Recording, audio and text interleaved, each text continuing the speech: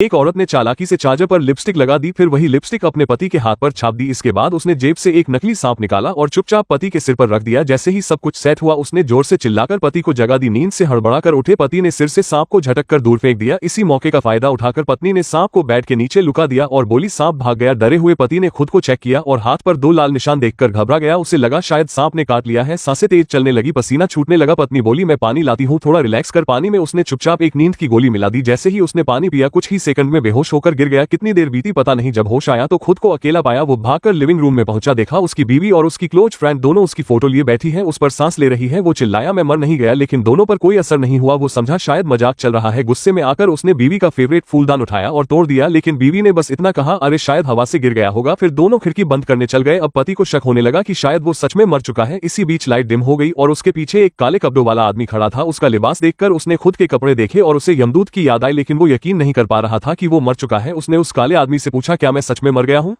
जब उसे कंफर्मेशन मिला तब भी वो शौक में था। जैसे ही यमदूत उसे साथ ले जाने आगे बढ़ा, पति ने झट से टेबल से नमक उठाया और जमीन पर एक गोल घेरा बना लिया। खुद को उसके अंदर बंद कर लिया। उसे लगा अब वो सेफ है, पर वो यमदूत नमक से नहीं रुका। थक हार कर उसने कहा 5 मिनट 2 कपड़े चेंज करके आता हूं। पर असल में वो खिड़की से भागने की सोच रहा था। जैसे ही वो खिड़की तक पहुंचा, यमदूत ने उसे पकड़कर नीचे गिरा दिया। फिर बोला अब तो सीधा 18वीं नर्क में फेंकूंगा। डर के मारे उसकी हालत और खराब हो गई। तभी यमदूत ने कहा एक मौका दूंगा, अगर तू अपना सबसे बड़ा सीक्रेट बता दे। वो बोला 8 साल का था तब पड़ोस वाली दादी को नहाते देख लिया था, लेकिन यमदूत को कुछ और जानना था। फिर उसने जेब से एक औरत की अंडरवियर निकाली और पूछा ये किसकी है?